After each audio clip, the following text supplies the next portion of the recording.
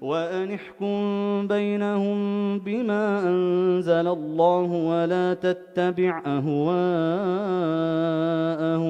واحذرهم أن يفتنوك عن بعض ما أنزل الله إليك فإن تولوا فاعلم أنما يريد الله أن يصيبهم ببعض ذنوبهم وإن كثيرا من الناس لفاسقون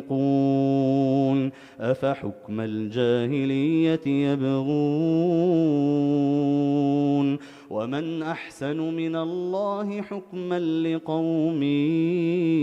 يوقنون.